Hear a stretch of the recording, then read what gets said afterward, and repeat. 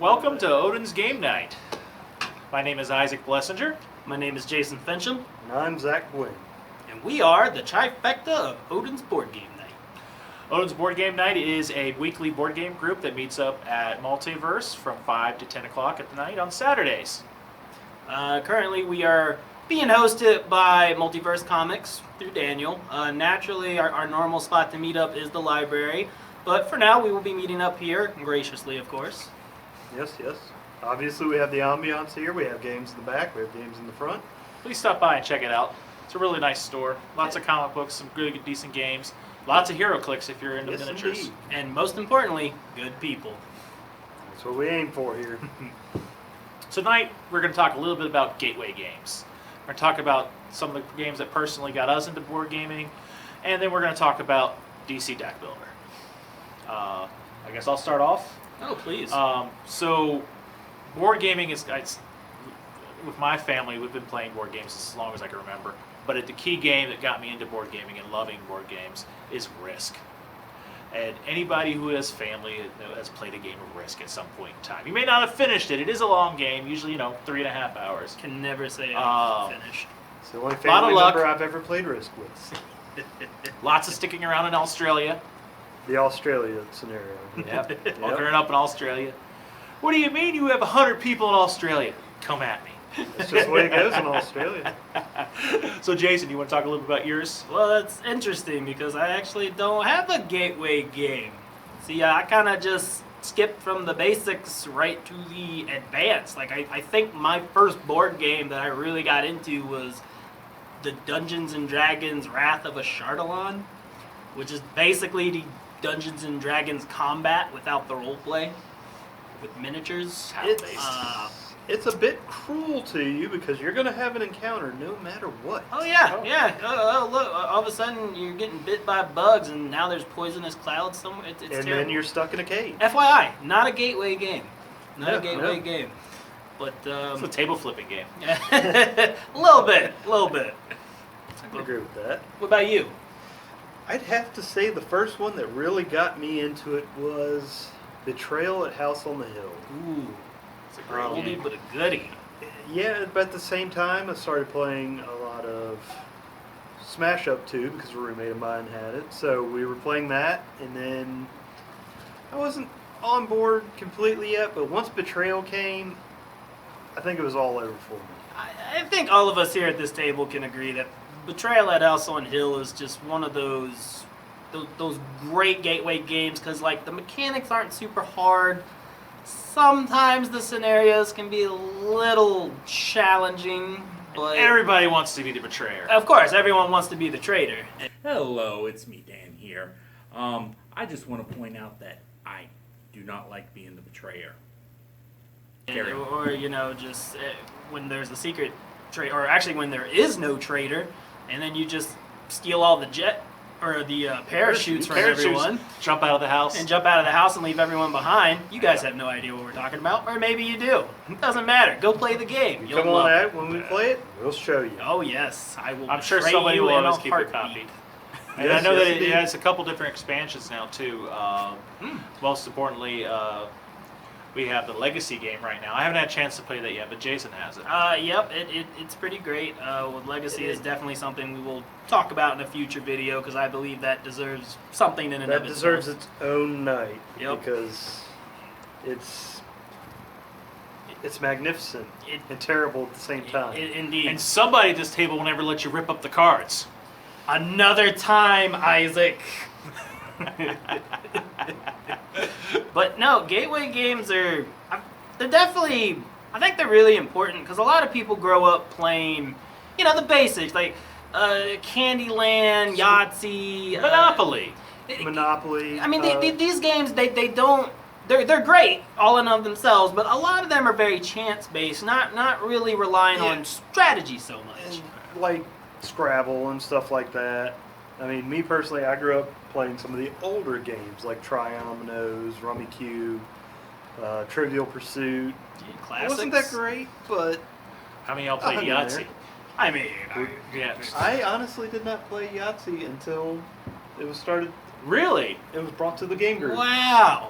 Never did. Never had people Brittany to should be play very that. proud.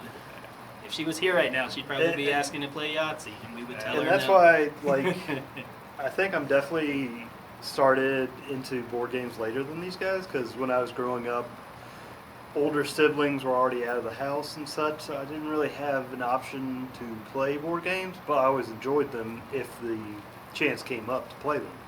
What do you think about Boss Monster? Boss Monster is fantastic. Do you I think love, it's simple enough to be considered a gateway game, or do you think it's kind of next level? I mean, It's because not. It's between next level and It's borderline. it's borderline. It is.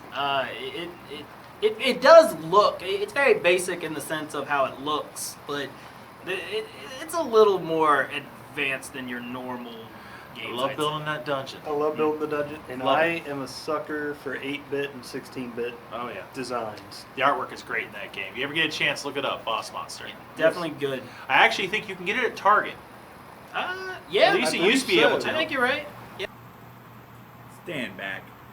I'd just like to point out that another good place to order a game like Boss Monster, your local gaming If store. anyone ever wants to play it, I have Boss Monster 1, 2, He's the the Boss items of Monster guy. destructions. Yeah, basically the expansions. I have them. Adds a lot of funny things, and I love a lot of their pop culture references on some of their cards. They do a good job with that.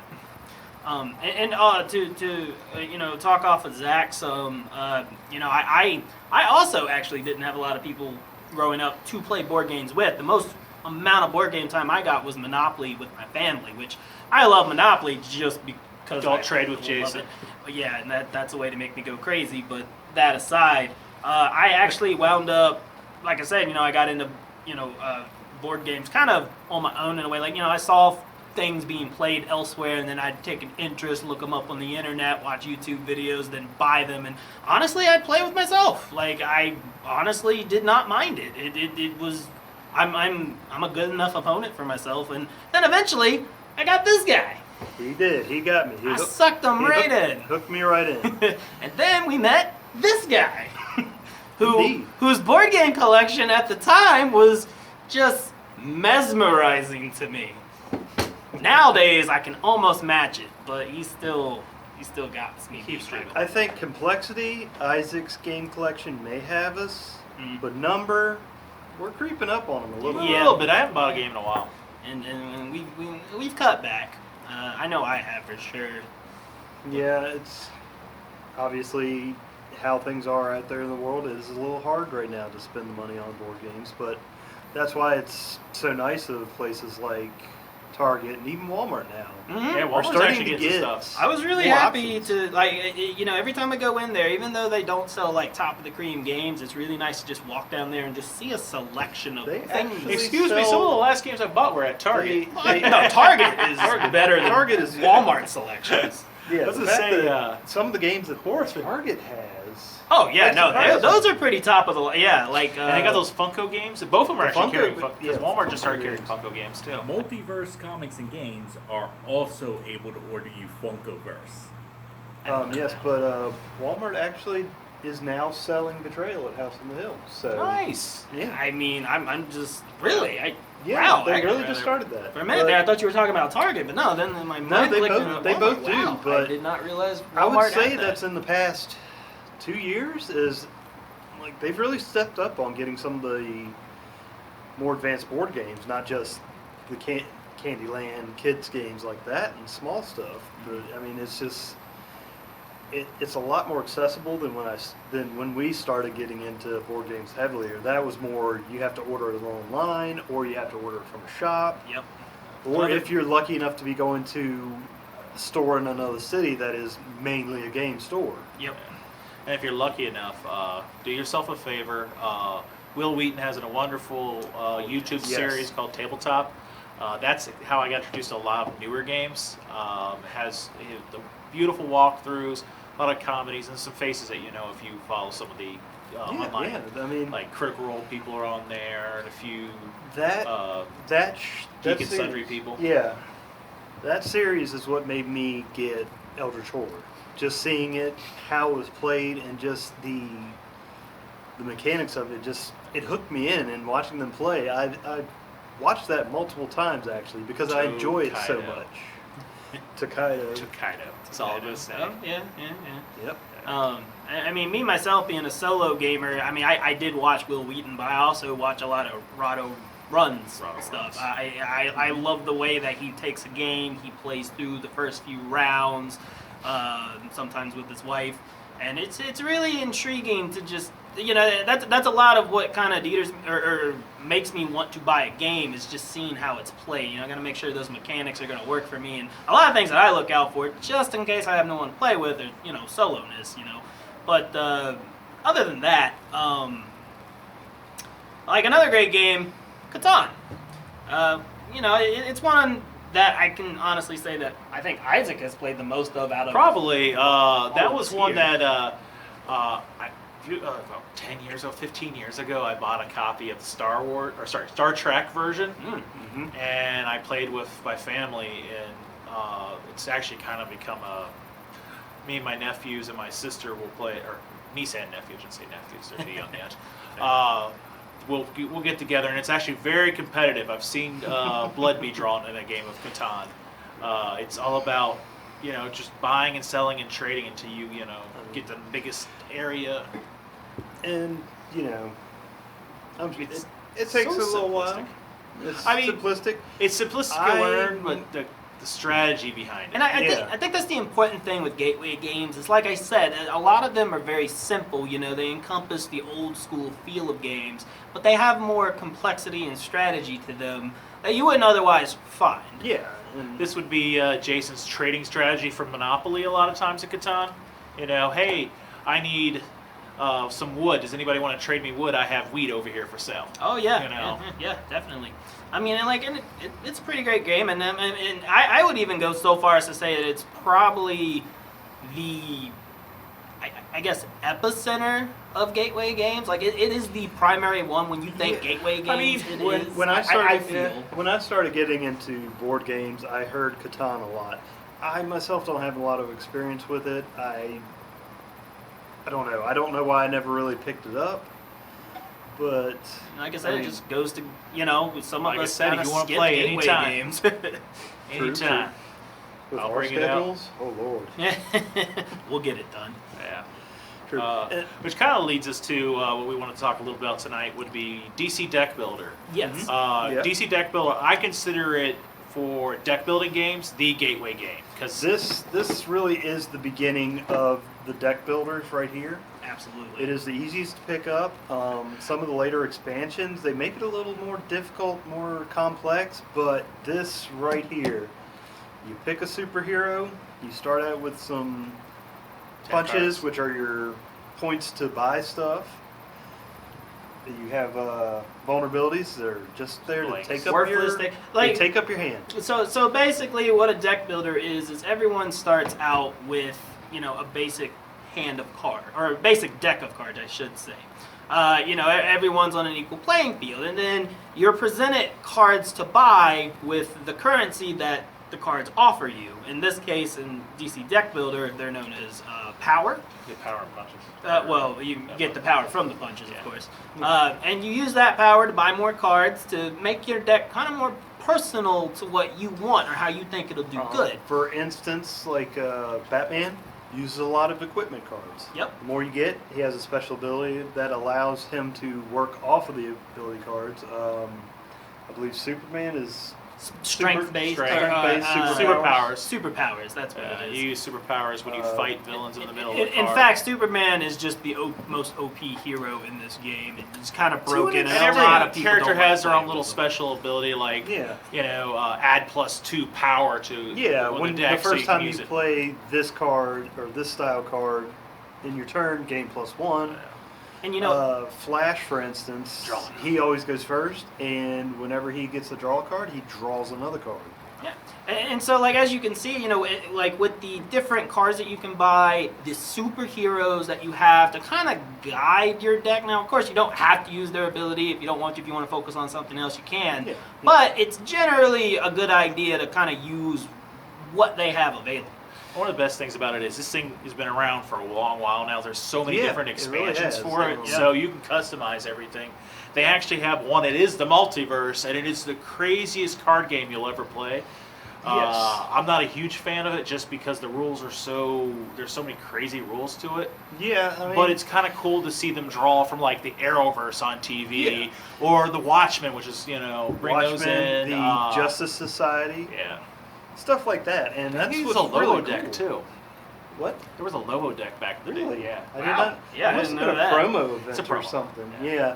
I've seen some of the promo cards out there, but it's like, is it Yeah. worth spending $20 on one card, even though it could be good? Depends on how much Just of a depends collector if you you like are, it. I Like, if you're a guess. completionist, yes. Yeah, definitely. I mean, shouldn't- so I if you, shouldn't let Lee this is know why I this. don't own this, DC Deck Builder, because I'd probably spend way too much money on it. I mean, but it's really interesting. Take your favorite superhero, and there is different ones where you play the villains. Yeah. Villains United. And same general concept, they have their own special powers that offer you stuff. Speaking of villains, that's actually the primary way that this game ends. See, every game has their own set of supervillains, and those supervillains cost more than the average card does, and usually have some kind of really good ability to play. So if you can afford to, grab that card instead of the ones available in the shop, well, now you just got this really cool card that when Yes. comes time, you get to play it. And basically, the game ends once all the super villains are fought. Hello again. I personally love Parallax's ability, the supervillain Parallax. He gets to double your power, right? And if you have the normal villain Clayface, he gets to let you use a double card again. So if you pair those guys up, you can double your power and then double it again. It's a great combo. One of my favorites. I've had almost 200 power in one time, been able to buy everything. It's great. Back to you guys. And also at the bottom right, or I think it's bottom left, every card has a certain amount of victory points that they're worth, and that determines who the winner of the game is. At the end, you count up all your cards, and Just because you victory beat points. the last villain does not Yep. mean you'll win the game. That doesn't. Yeah, that's not for sure. I mean, there are plenty of cards in there that actually say, like, I believe Green Arrow has, for each 3 or 5 superhero cards you have in your hand, it's worth that many points at the end of game. So he's not worth a point by himself, but he proxies off of Yep. other heroes in the deck that Or you my get. favorite, Bizarro. Bizarro. Oh yes. yeah, you also get in the game what are they called? They're Weaknesses? Weaknesses. Which is mine. And yeah, they're negative points for you. And this particular card actually makes those weaknesses Bizarro Superman. have value. He changes it so you get points instead of minus. And I think that just goes to show the variety that no amount of games is ever going to be the same, even if you have the same superhero, because first of all, depending upon how many people you're playing with, you have no idea what's going to be available in the shop. Yeah. You mix in all those different expansions, then you just got a bunch of just cross-platform stuff happening. Every once You- in a while, you've there's got some rules that clash. Yeah, Oh, absolutely. there's a little rule clash, but we're generally able to work past those. But you might end up with the Teen Titans fighting alongside the Watchmen. It's just Yeah, I mean, it can be random craziness. It can, and the best part is, like I said, it's really easy to pick up. By the second round, you're usually on top of what you're doing. You generally have a good idea, and I noticed that the last couple of times that we as a group had played, that the first 3 or 4 rounds were done within a minute and a half, because we knew what we wanted to do with Planning what was ahead. available. Sometimes we get sat next to the wrong person, and it just Don't even get me started on that. Myung. it can ruin your night. Shout out to Myung. He's a very good player He- at almost any board game you could ever play. Yes. Absolutely, Uh, but he excellent, dominates but at he- this game. He DC Deck Builder is one of the that best is games his Baby. his strength. His super ability is to play DC Deck Yeah. Builder on a different level. He gets some kind of bonus, and it's bonkers. Speaking of other good people at this game, I'd like to give a special shout out to Lee. This is my friend Zach's over here's fiance. She is the one that is rent-free inside my head, as I like to say, because As anytime always. we play this game, no matter how good I think I'm doing, she is somehow doing 3 times better.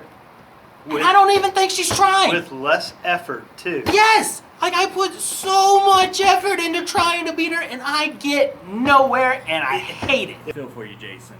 Dre and I, we play all the time, and she tends to wreck me without trying. I think in her case it's hereditary, because most of the time her mom doesn't know the rules of the game either, and she always wins.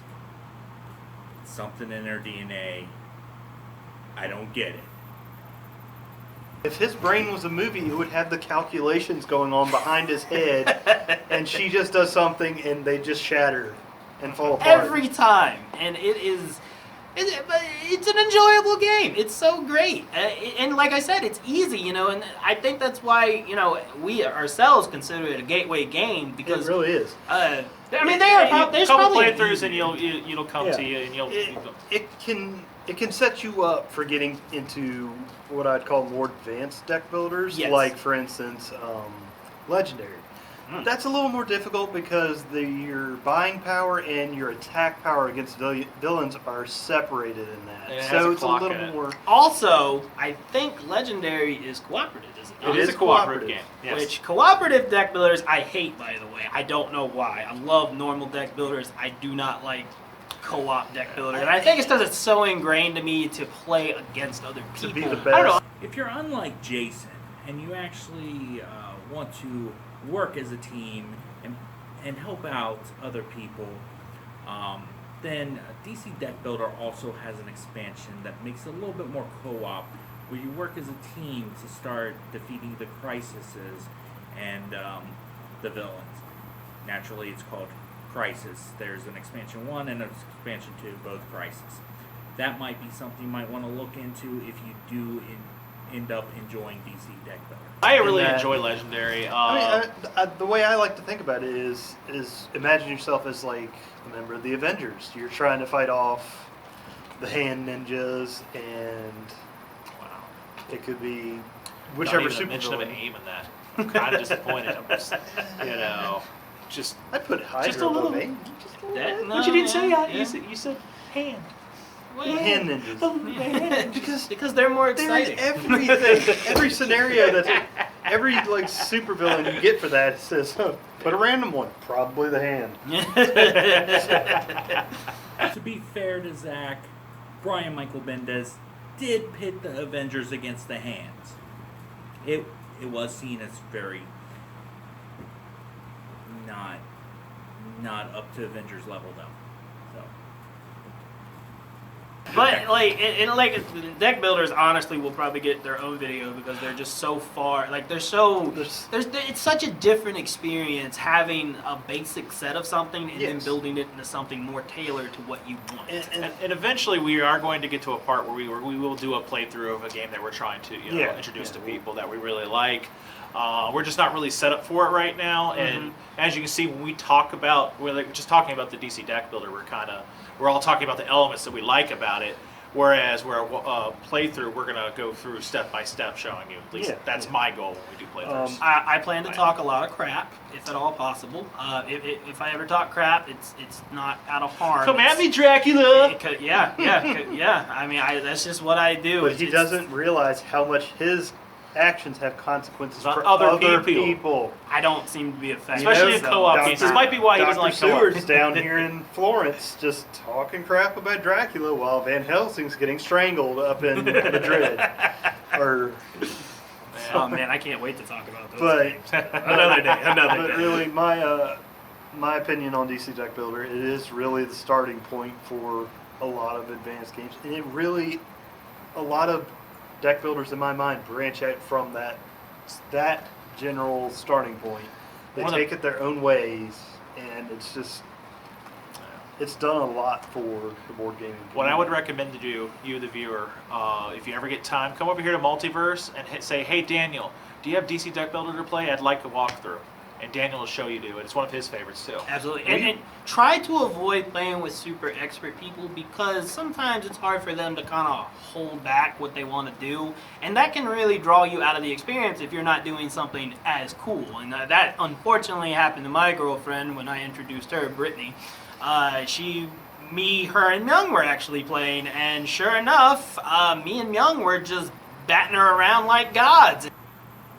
I'm someone who does know how to hold back when I'm teaching a newbie play a game. I will give you pointers. I will be like, hey, you might want this card instead of that card. I will not beat up on you the way Jason talks about beating up his girlfriend. Sorry, Brittany. And unintentional, of course, but that's just how it was because I was trying to beat Myung. I won, by the way, so take that, Myung. His one victory. It was worth it. The sacrifice You know of what's- Brittany. You know what else has? Who else has one victory against Myung? Lee. You see what I mean? Wait a minute. You know who else has one victory against Myung? Yeah, but we don't need to talk about Not that. me. No. Young's a good friend. Oh, yeah, I of enjoy course. playing games with him. But- So, I think at this point, you were just going to discuss. right. So we are going to talk I'm about. glad you know what I'm going to say before I say it. I know, because you're just from a Bel Air. That's right. So, once again, we do want to talk back about Odin's Game Night. We are returning July 11th. We'll be here at Multiverse. We'll be playing. We are going to be following the CDC guidelines, so we're probably limiting the games to 4-player games, and the tables are going to be spread apart. No party games, at least for now, as much Yeah. as we like to. 2 to 4 player games, at most, just to Yeah. keep to that standard. And please bring a mask with you. Please. Worst case scenario, I can bring a box of these. Yeah. That's to fair. be able to use. If you need one, that's fine. We can, More than anything, we want to have fun. We want to have people back. We want to play games again. But people's health is most important right Indeed. now, and we just don't want to take any chances of spreading anything to people who might not be able to fight off Indeed. any infections or diseases at this time. And it's just we want to do what's best for everybody. Yes, Indeed. remember your health is most important to us. Indeed. Like I said, we love seeing you. We love playing games with you. But please, if you think that you could get sick, please stay home. Absolutely. Don't feel the Yeah. need to come out here. But, please do also, so we can play with you, so we can meet you. I mean, we're definitely, we are small, but we want to grow, we want to get bigger. The more people, the better, in my opinion. And another main thing we want to do, we want to help Daniel build his shop. Absolutely. We want him to be able to build his board games and just be able to provide more to this board Give game them community. ideas of what people are looking for. And Absolutely. have a good time. And usually, I will say this shop definitely is a good place to come, even just for gateway games, because as you can see, these are his games right here, Catan and DC Deck Builder. They're up for grabs so I already. brought a prop. That's but there's also other games behind us that he's selling that are, they're not super advanced. They're kind of. I mean, right Kind there, of for instance, gateway if we had thought about it, we have Jason's Jason's games back there. Gateway game. Gateway game right there. Here it is, Jason. Your gateway game that is in no way a gateway game. Here it is. Man, it was haunting me in the think- background. One idea I just came up with was we could always do like a post on the group site asking people, hey, what would you feel like playing? What's kind of we the could general? do that. That's a good idea. And actually, if anyone's watching this and can comment on it, if there's something that you're interested in learning more about, or like a series or a genre, let us know. And we'll gladly go over it in as much detail as we can possibly do without rambling. I'd say most Rambling. genres. That's my middle name, Rambling. That's just probably Rambler. Rambling Blessinger. And don't forget to like and share their video, and we will see you in the multiverse.